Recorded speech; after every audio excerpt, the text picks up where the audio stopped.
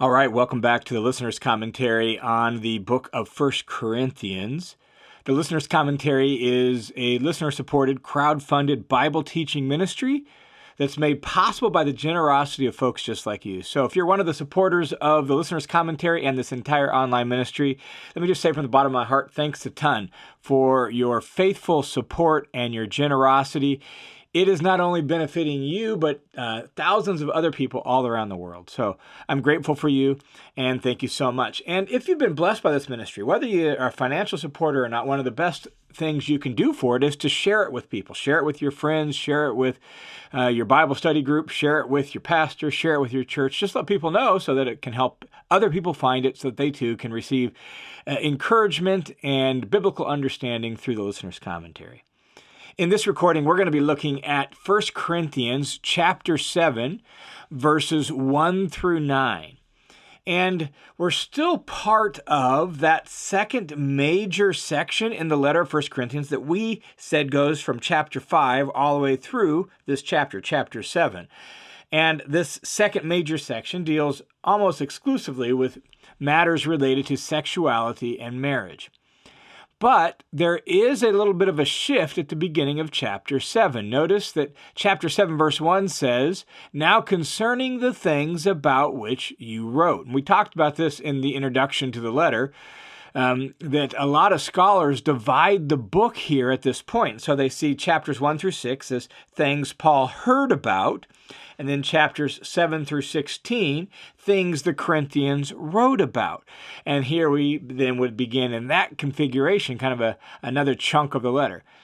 And in the introduction to 1 Corinthians, we said that that's only somewhat true.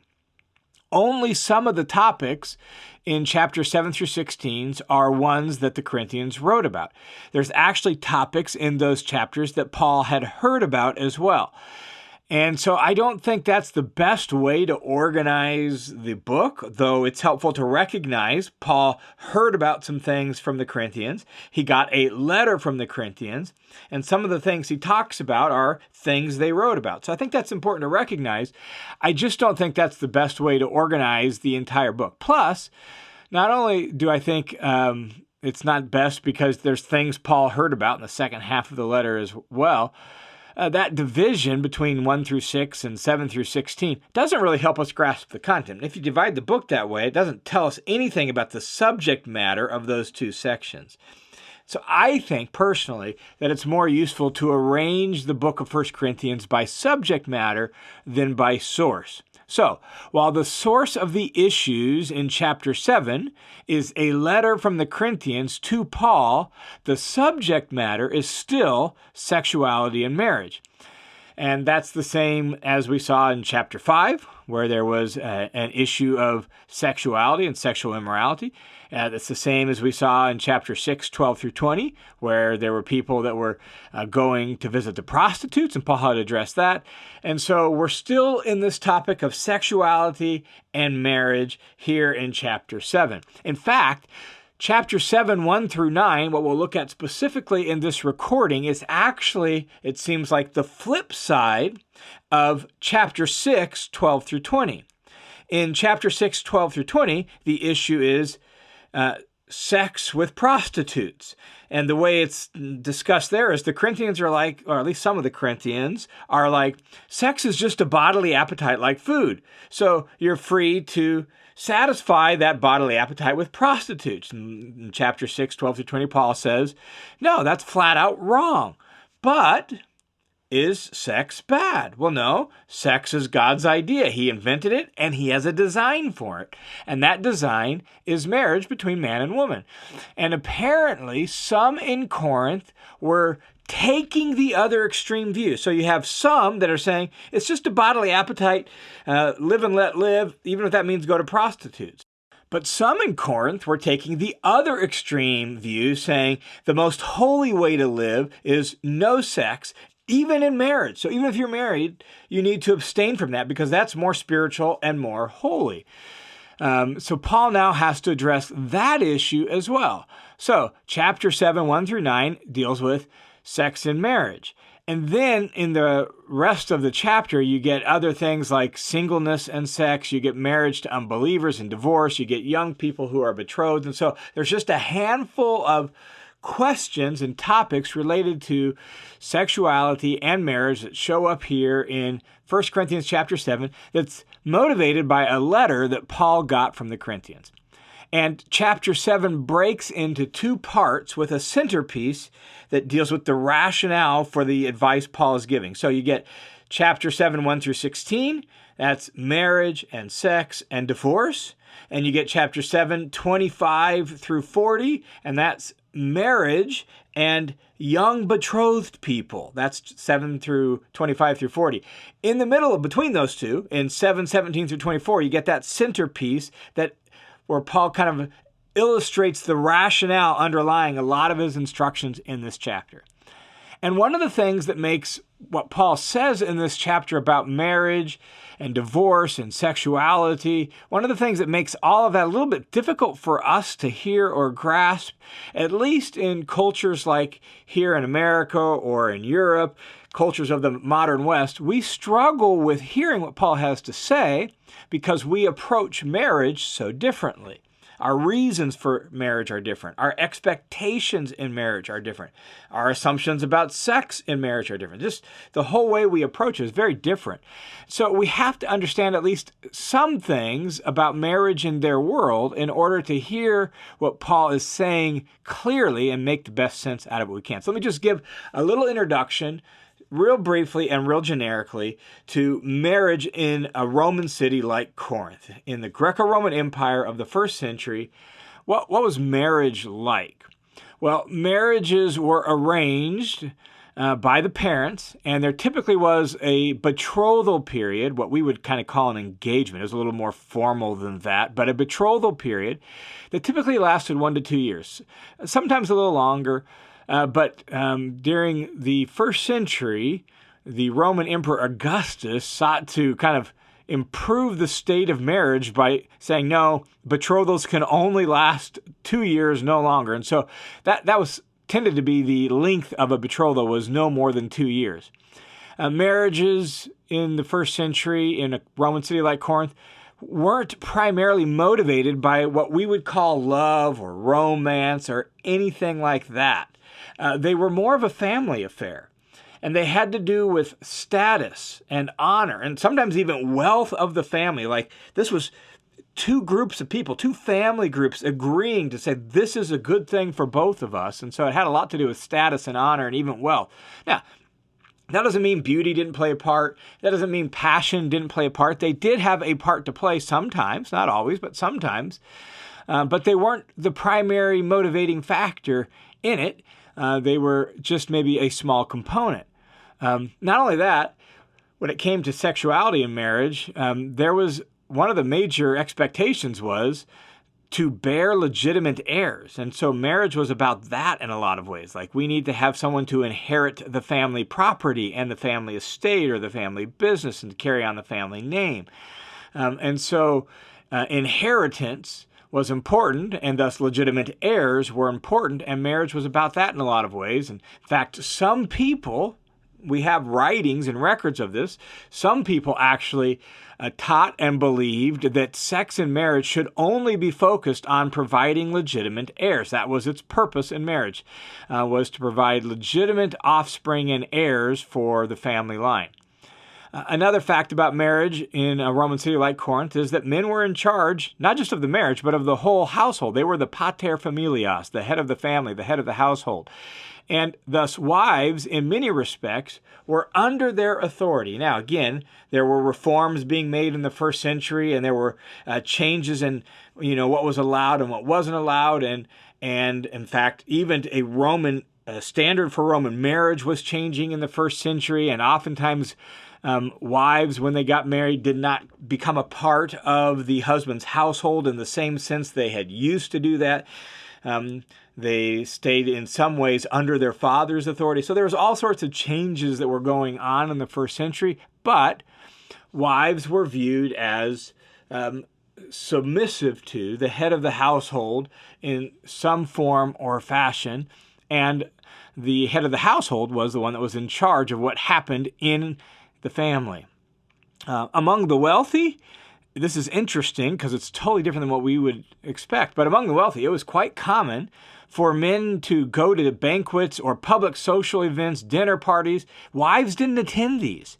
They had female companions that went with them to these things, sort of almost like high-end call girls that would go with them to these things. Wives just didn't go to those things, and so that was fairly common. And oftentimes those female companions provided, they were friends with benefit, companions with benefits, right?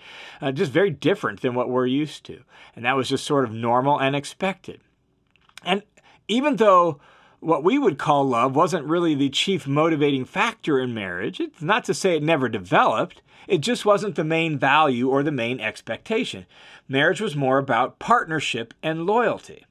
And finally, in a Roman city like Corinth, both men and women actually had the right to divorce. The most common way to do it was just simply to leave the marriage, and you'll hear that language in 1 Corinthians 7, just to leave the marriage. Sometimes it was more formalized and documents were signed and all of that. But divorce was easy, and it was actually fairly common. And so Paul has to address that because people are bringing in some of their cultural values about that into the church.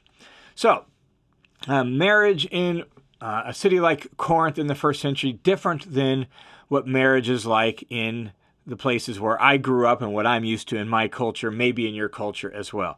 One last introductory detail that is important before we jump into verses 1 through 9 is that I think it's important for us to pay attention to Paul's tone in this chapter. Paul uses a lot more kind of toned down language, not such strong kind of authoritative language. He's a lot more like, I think this is best, but if you do otherwise, that's okay. There's a lot of those kinds of phrases and that kind of tone in the letter. He says things like, I say this by way of concession, not of command.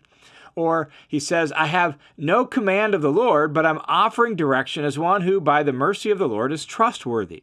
Now, he says all of this, as he points out at the end of the chapter, as one who has the Spirit of God, who speaks on behalf of the Lord Jesus, right? But he definitely seems to use less of that strong tone we saw about prostitutes and more of an advising tone in this chapter. He's working with them and trying to guide them along, and he's giving counsel to them on these important topics related to sexuality and marriage. All right, so with those comments, just to help us understand what's going on in this chapter, let's jump into chapter 7, verses 1 through 9. And once again, Paul begins the discussion by referencing an idea that at least some of the Corinthians had, and then he responds to it. And the first topic in chapter 7 is the topic of sex within marriage. So chapter 7 begins with, now, concerning the things about which you wrote. It's good for a man not to touch a woman. And that last half of the verse, pretty much unanimously among scholars, all agree that once again, he's referencing an idea that at least some of the Corinthians have. They think it's good for a man not to touch a woman. And in certain contexts, that's true, right? But in other contexts, it's not. So Paul's got to respond to this and clarify some things with this. And so Paul's gotten a letter from the Corinthians. This is one of the topics in the letter. Isn't it more holy and more spiritual? Isn't it better, good, if people, even married people, just avoided sex altogether? Some people, apparently in Corinth, have that opinion. There were people we know in the first century world who had that opinion. And now they apparently think that, and they're bringing into the church. So now it's kind of stirring up some trouble and some issues in the church. So Paul needs to respond. Here's how he responds beginning in verse 2. But because of sexual immoralities, each man is to have his own wife, and each woman is to have her own husband. The husband must fulfill his duty to his wife, and likewise the wife to her husband. And so very much in keeping with the Jewish culture that Paul grew up in, Paul's response is, no, it's a bad idea to abstain from sex in marriage. Why? Well, because of the reality of sexual immorality. Once you're married, in other words, it's too late to choose celibacy. And the phrase, Each must have, when it says each man is to have his own wife and each woman is to have her own husband, that phrase, each must have, actually reflects a Greek idiom for each must have sexual relations with. That's the idea. So some of the Corinthians are saying, I think it's more holy, it's better, it's good, it's more spiritual if we avoid sex altogether. So even if you're married, I think you should choose celibacy. And Paul's like, no, that's not the way marriage works. That's not the way sexuality works. And so each person must actually have sexual relations with their spouse. In fact, Paul refers to it in verse 3 as a duty. The husband must fulfill his duty to his wife, and likewise the wife to her husband. Notice the mutuality and the equality of this. This goes both ways. It's not like the wife can hold out and the husband can demand it, or the husband, can hold out and the wife can. It's like, no, we work together on this, and he calls it a duty. Now, we have to be sure we understand what Paul means by that word duty. It's not a duty in that negative sense of the word duty. Oh, I've got to do that. But what Paul means is it's a key part of married life that each person literally owes each other. That's the word duty has that sense of you owe it to the other person. You've agreed to this. When you got married, you agreed that this was going to be part of your life together. So withholding sex, Paul is saying, in marriage, withholding sex in marriage is a failure to live out your marriage vows. That's the idea of what Paul is getting at. In fact, Paul goes on to say, each person actually in the marriage does not have exclusive rights and control over their own body. Look what he says in verse 4. The wife does not have authority over her own body, but the husband does. And likewise, the husband also doesn't have authority over his own body, but the wife does. It's interesting because just like in the previous section at the end of chapter 6, where Paul said our bodies aren't our own, but they belong to Christ. Well, now here he says, in Christ, when you're married, your bodies also aren't your own. They also belong to your spouse.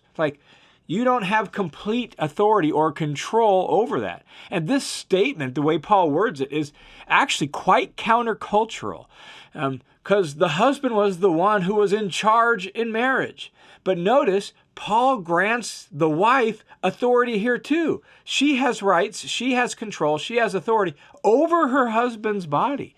That is very countercultural in Paul's context. Now, to be clear, the point isn't that either spouse has the authority to do whatever they want to do to the other person or to demand whatever they want from the other person. That's not the point. In fact, that's actually the opposite of Paul's point here. And it's actually completely contrary to Christ-like love. In Christ, authority equals service, right? To be in charge means to serve other people. And Paul's point is that each person, the husband and the wife, is obligated to give themselves to the other.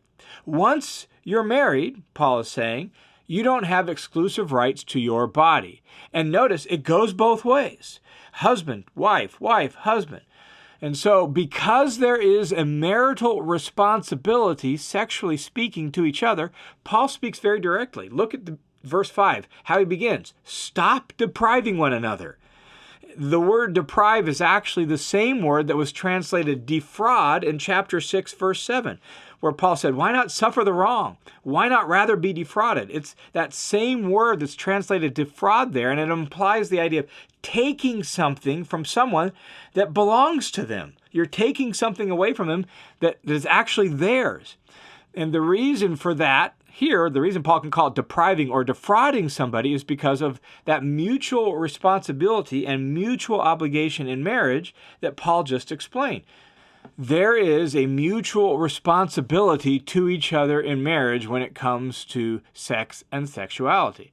So Paul says, stop depriving one another. And then he gives a bit of an exception.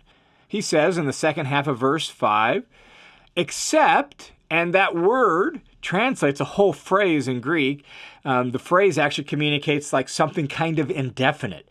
This is not something you have to do, but it might be something you possibly do. That's the idea of except here. It has that sense of indefiniteness about it. So except, so stop depriving one another, except by agreement for a time so that you may devote yourself to prayer.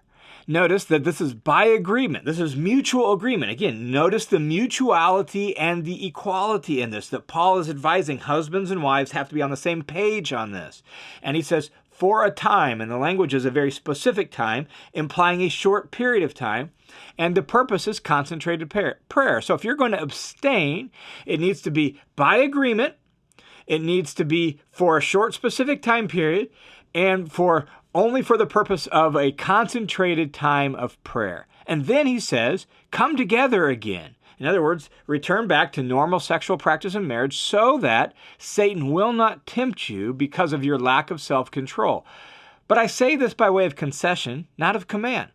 Paul recognizes the power of the sex drive and the presence of sexual immorality all around them, and he doesn't want this sort of exception to be sort of like a common thing, a frequent thing, or a long-term thing. And so he says it needs to be brief, short, and then you need to come back together again so that you're not tempted because of the reality of immorality all around you and the reality of temptation and the reality of the power of the sex drive. But he says, this isn't a command. This is a concession. And so again, he's working with them. Abstaining from sex for the purpose of prayer in marriage isn't something they have to do. It's a concession, not a command. And Paul says he'll allow it, and he'll allow it for that one purpose only for a short period of time. Then in verse 7, Paul says, yet I wish that all men were even as I myself am. However, each one has his own gift from God, one in this way and one in another. What is he getting at? Well, Paul is single, and it becomes very clear that's what he's talking about in verses 8 and 9 when you look down at the next verses. So he's addressing people who are widowed or who are single in some regard. And Paul's saying, I get it. Some of you think that being single or abstaining from sex, that's more spiritual and more holy. And so Paul's like, yeah, I can wish that all people were even as I myself am, single. And Paul has experienced certain advantages because of his singleness. He'll actually talk more about this in the second part of the chapter, down a little bit later. And so having countered the idea that it is, it's good for a man not to touch a woman, right? Like some in the church were espousing that idea, and Paul's like, no. In marriage, sex is necessary and important, and so he's countered that idea, but at the same time, he doesn't want to overemphasize marriage and sex either. He's trying to be very balanced, and he's trying to work with him. And so if you're married, it's not good for you to abstain from sex. It's wrong. But if you're single, it might actually be good to stay that way. And that's why Paul says what he says here in verse 7. Yes, I get it that some of you are saying that's the best way to go, and it might be. I could wish that all people were even as I myself am. However, he says, not everyone has that gift from God. Like, some have the gift of celibacy and singleness, and some don't. Some have the gift of marriage and having a godly marriage. And so if you're single, it might just be good to stay that way. But what becomes clear from the things Paul says as the chapter goes on, his reasoning for that is very different than the Corinthians. The Corinthians, at least some of them, are seeing sex as inherently bad or unholy, and thus you should abstain from it. And that's why they would advise singleness. That's why they would advise staying away from sex even in marriage. Paul's rationale for singleness, as he'll explain later in verses 33 and 34, is there are actually certain ministry advantages to singleness. There are actually certain things you can do as a single man or woman in service to the Lord that you can't do when you're married. So that's his rationale, totally different than the Corinthians. But Paul recognizes it's not for everybody. He knows that. Each person has their own gift from God. Some God enables to live a single life. Others God enables to live the married life. And so having said that, Paul fleshes out what he has in mind by that in verses 8 and 9. Here's kind of what he's thinking about in view of what he's read from the Corinthians in the letter they sent him. He says, but I say to the unmarried and to the widows that it's good for them if they remain even as I am. And so, like, they currently are unmarried, and it is good. Like, all right, you want to talk about something good? It's not good. Hear that connection, right? It's not good for a man to touch a woman. Well, no, in married, you don't have that option. To the unmarried and the widows, it's good if they remain as I am. But if they don't have self-control, well, then let them marry. For it's better to marry than to burn with passion. Now, a couple technical notes here. The first is that word unmarried. I say to the unmarried and to the widows. Paul's very clearly going to address young single people in the second half of the chapter. This particular word unmarried can refer to that, to single people in general, or it might actually be best to refer to it as widowers, males who are widowed. Because the Greek language actually had no specific word for male widows. It only had female widows. And so this word here in context, since he talks about unmarried and widows, he may be talking about widowers, and then deal more specifically with singleness below. It's not totally clear. Either way, his point is largely the same. And Paul's point here, again, working with them by way of concession and kind of trying to help them understand, is he says that if there are some unmarried people or widows and they prefer to remain as they are, well, that's good. That is a good thing. And that's why you need to hear that verbal connection to verse 1 where he uses the word good up there. So again, working with them, agreeing with them where he can, maybe redirecting them where need be, or pointing out error where need be. On this topic, here's something that actually has the potential to be good. If somebody is widowed, or perhaps single in general, it's good if they choose to stay that way. But they don't have to. If they want to get married, and if they're struggling to control their sex drive, he says, then marry. In fact, he says they ought to do it. It's actually a command in Greek. Let them marry in this verse is actually, they must marry. And so if they're struggling to control their sex drive, it's better to get married than to not do that because it's not bad, right? It's a good thing. In fact, when Paul brings this up again in the second half of the chapter, he specifically notes that if you think you should be single, but you can't quite do it because you're struggling with your sex drive, he says, then marry. You haven't sinned. And so here he says, it's actually better for you to marry than to burn. So it's good to remain widowed or single, but it's not necessary. And if you're finding, wow, this is more challenging than I thought, get married, he says. Get married. It's better to do that than to burn. This translation says burn with passion. But literally it's just burn, and some have suggested, well, that's because Paul means burn in hell. That language is actually never used in the New Testament with regard to hell itself, right? And the word burn in the Greek language was frequently used for strong emotions, including strong sexual passion. That's what it means here, and that's the reason this translation freed that up with, it's better to marry than to burn with passion. And so, Paul is going to go on in the first part of this chapter, and he's going to give some instructions about divorce, being married to pagans. We'll save that for the next recording, but let's just summarize what Paul has said so far. He's disagreed with the Corinthians that abstaining from sex is the most morally good life. Rather, if you're married, sex is an important and necessary part of marriage, and it must not be withheld from your spouse. He's also said that widows, and perhaps single people in general, can stay single, that's a good thing. Unless they're struggling to control their sexual desires, then they should get married. That's what Paul has said here in chapter 7, 1 through 9.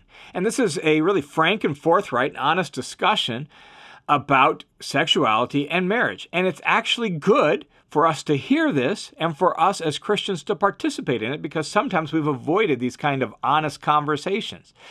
And so let me just offer a couple of thoughts by way of reflection as we wrap up this first section of chapter 7.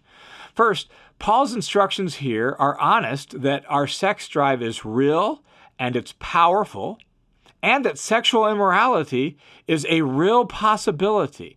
And we need to be honest about that. We need to be honest about that in the church with single people. We need to be honest about that in the church with married people. And we need to be honest that sex in marriage is important to meet this need for both men and women. Second thought that I have by way of reflection on this is that Paul's instructions here emphasize equality and mutuality in this regard.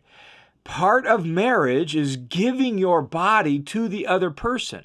And part of the beauty of marriage is giving yourself wholeheartedly, body and all, to your spouse. This is actually a form of loving and serving and caring for her or caring for him. Even Paul's exception clause here speaks of abstaining for a time by way of mutual agreement. So mutual self-giving love, mutual self-giving expression is important even in the area of sex in marriage. All right, from here, Paul's instructions are going to focus more on questions directly related to marriage, like divorce and singleness and things like that, than the sexuality part, and we will pick that up in our next recording.